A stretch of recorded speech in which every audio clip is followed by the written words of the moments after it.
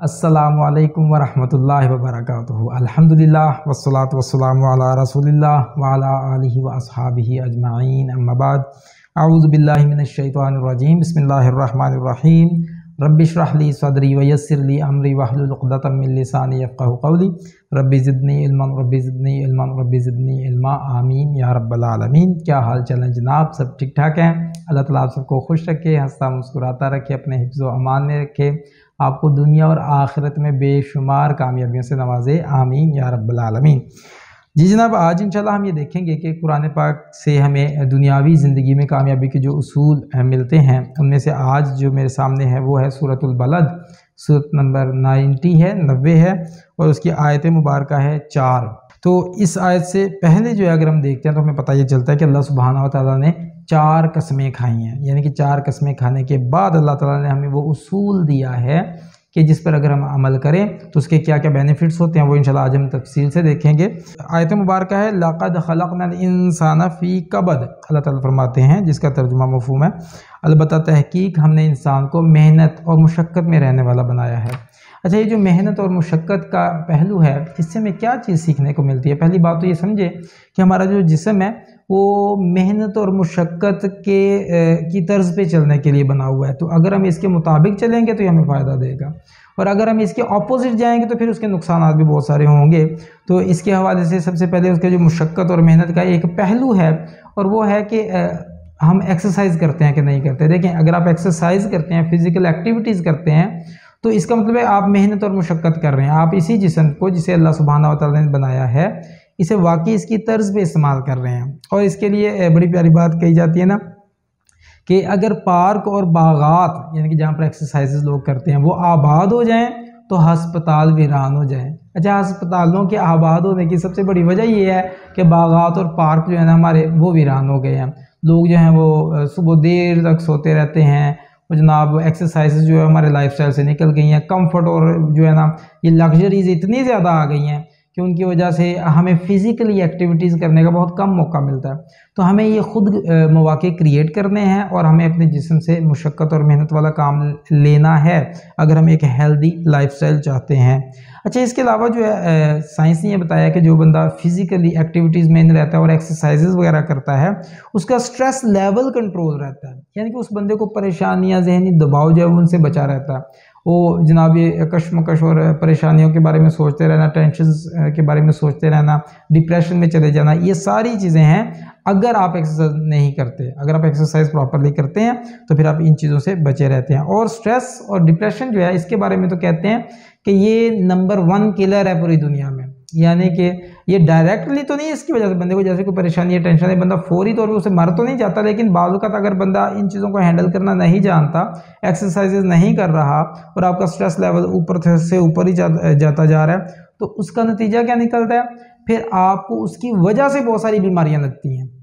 वो बीमारियाँ बाज़ वक़्त मौत का बाइस बन जाती हैं। तो इसलिए हमने इस चीज़ को भी समझ में हमारे होना चाहिए बड़े अच्छे तरीके से। उसके बाद आ रहा है कि जो खुराक है, ये खुराक भी हमारे जिस्म को सही तरह से फ़ायदा उसी वक्त देती है अगर हमारा जिस्म फिज़िकली एक्टिव होता है। अगर हम एक्सरसाइजेज करते हैं ये, तो हमारा जिस्म जो है फिर वो मांगता है, वो प्रोटीन्स, वाइटामिन्स की डिमांड करता है। फिर जब हम खाना खाते हैं, खुराक लेते हैं, तो उसके बाद वो हमारे जिस्म को भरपूर तौर पर फ़ायदा देती है। अदरवाइज़ बहुत सारी खुराक ऐसी है कि जो हम अगर वैसे लें तो उसका नुकसान ज़्यादा होता है। बल्कि इवन के ऑर्गेनिक फूड भी अगर हम लेते हैं बाजू का, तो वो भी हमें फ़ायदा नहीं देती। उसकी सबसे बड़ी वजह क्या है भाई? हमारा जिस्म जो है उस लेवल पे काम ही नहीं कर रहा। वो पहले वाली खुराक जो है अभी इसी ठीक तरह से कंज्यूम ही नहीं हुई। कुछ किया होता, कोई हाथ हिलाया होता तो फिर ही कोई फ़ायदा होना था, वो हमने किया नहीं है। नतीजा क्या निकला कि वो हम ज़्यादा से ज़्यादा जो है खुराक है वो ठूंसते चले जाते हैं, तो फिर उसका भी नुकसान होता है। इसकी मिसाल मैं अक्सर ऐसे दिया करता हूँ कि जैसे एक गाड़ी होती है ना, तो अगर आप उसे इस्तेमाल तो करें ना इतना, और उसमें ज़बरदस्ती फ्यूल भरते जाएँ, फ्यूल भरते ही चले जाएँ और ज़बरदस्ती भरते चले जाएँ, तो एक वक्त आएगा फ्यूल जो है वो ओवरफ्लो कर जाएगा। फिर उसमें से बाहर जो है वो गिरना शुरू हो जाएगा, गाड़ी का पेंट भी डिस्टर्ब होगा, उससे गाड़ी पे का नुकसान भी होने का खदशा। तो इसलिए हमने क्या चीज़ समझनी है कि ये जो मामला है ना, हमने अपने जिस्म को कंज्यूम करना है, हमने अपने जिस्म को मुशक्क़त और मेहनत में ढालना है। नतीजा क्या निकलेगा, हेल्दी लाइफस्टाइल हमारा मुकद्दर बनेगा इंशाल्लाह।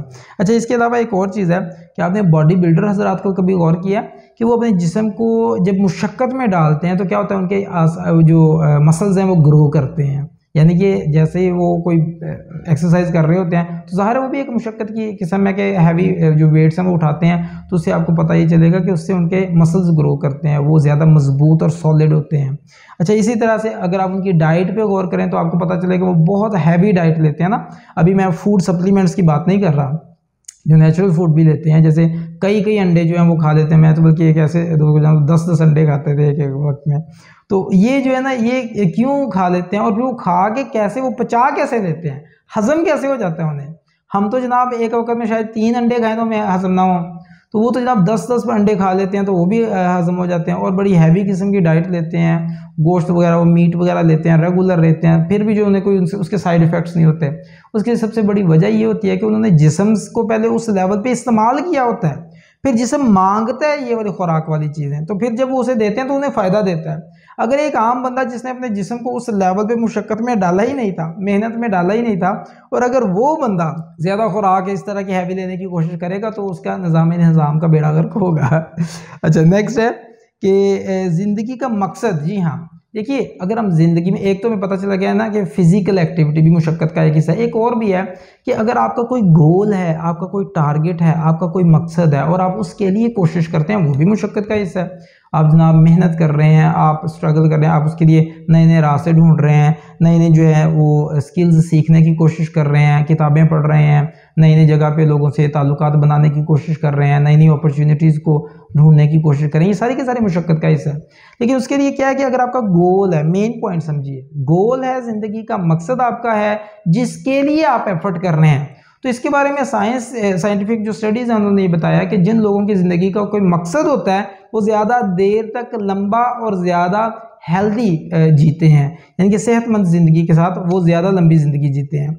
तो इसके साथ एक और चीज़ है कि अगर आप आज के दौर में देखते हैं कि हमारे जो मर्द हजरात हैं रिटायरमेंट के बाद, और जो ख़वातीन हैं वो बच्चों की शादियां करने के बाद फौरी तौर पे जो है ना वो बहुत सारी बीमारियों का शिकार हो जाते हैं। ये प्रॉपर स्टडीज़ हैं इस पे। अच्छा, उसकी क्या वजह है कि एक मर्द जैसे ही वो रिटायर होता है और उस तरफ से अगर वो खातून है, वो जैसे ही बच्चों की शादियां करती है, क्यों बीमारियां उन्हें ज़्यादा आके आ लेती हैं, उसकी सबसे बड़ी वजह ये है कि उनकी ज़िंदगी में से मकसद ख़त्म हो गया होता है। वो जो बंदा है ना, वो डेली वो जो एक ख़ास मकसद के लिए स्ट्रगल करता था, एफर्ट करता था, तैयार होना, नहाना धोना, उसके बाद नाश्ता करके निकलना और उसके बाद फिर सारा दिन काम करके वापस आना, एक पूरा ना प्लान होता था और किसी मकसद के साथ वो ज़िंदगी जी रहा होता था। वो मकसद ख़त्म हो जाता है। वो मकसद क्या होता है, जी आप एक वक्त आएगा मैं रिटायर होऊंगा, फिर सुकून करेंगे, वो रिटायरमेंट होगी, मकसद अचीव हो गया, कहानी ख़त्म। अब किसके लिए मेहनत करेगा। तो जैसे ही वो मकसद ख़त्म होता है तो उसकी ज़िंदगी में से एक मकसद के साथ साथ मेहनत मुशक्क़त की रीज़न भी ख़त्म हो जाती है, और जब मेहनत मुशक्क़त की रीज़न ख़त्म होते हैं तो वेला होके फिर बेचारे वो काम के काबिल ही नहीं रहते। यानी कि जब हम काम छोड़ देते हैं, इसी तरह से ख़वातीन को भी देख लीजिए, जिन्हें ये होता है कि लो जी अब तो मेरी बहू आ गई हैं, हमारे बच्चों की सबकी शादियाँ होगी, बहुएं आ गई, अब जब बहुएं आ गई हैं तो हमें क्या ज़रूरत है हाथ हिलाने की। जो बहुओं की वजह से हाथ हिलाना छोड़ देती हैं वो हाथ हिलाने के काबिल ही नहीं रहती।